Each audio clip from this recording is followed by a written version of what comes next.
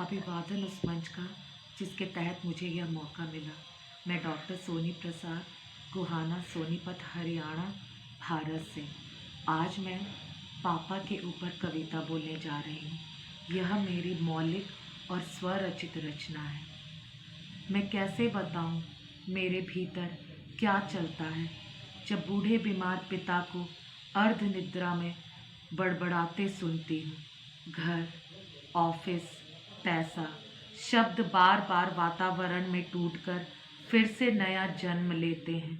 मैं कैसे बताऊं मेरे भीतर क्या टूटता है जब मैं अपने पिता को अपनी ओर ताकते देखती हूँ। उम्मीद के साथ चमकती आंखें अगले ही क्षण गुम हो जाती हैं शून्य के उस गहराई में, जैसे कोई टूटता तारा।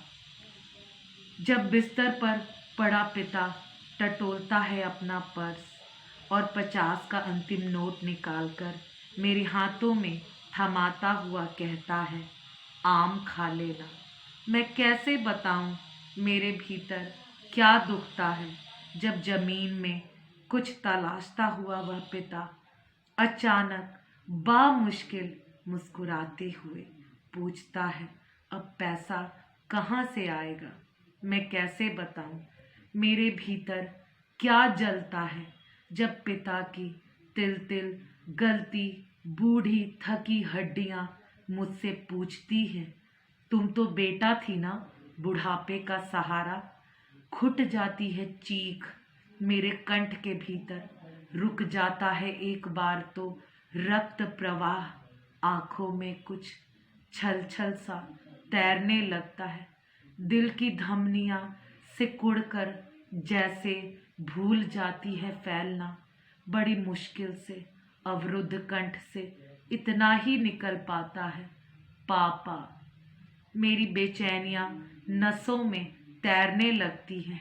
मैं चाहकर भी निश्चिंत नहीं हो पाती कि मैं तो बेटी हूं ना। बचपन से एक ही लालसा थी मेरे भीतर, अपने पिता को अपने कंधे पर बिठाकर पूरी दुनिया दिखाऊं और कहूं, सब आपका है ना पापा। उठिए ना पापा, चलिए ना पापा। कौन कहता है आप असहाय हैं, कमज़ोर हैं। कौन कहता है आप लाचार हैं, आप चल नहीं सकते। ये जो मेरे दोनों हाथ हैं, ये जो मेरे दोनों पैर हैं, यह जो उर्वर मस्तिष्क है, यह जो धड़कता हृदय है, सब आपका ही तो है पापा। उठिए ना पापा। सोए हुए पिता के बालों को सहलाती मैं इंतज़ार कर रही थी उनके जगने का। तभी पिता ने करवट बदली और धुंधली आंखों को आधा खोलते हुए लड़खड़ा कर पूछा, कौन।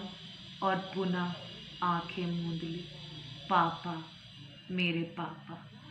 धन्यवाद।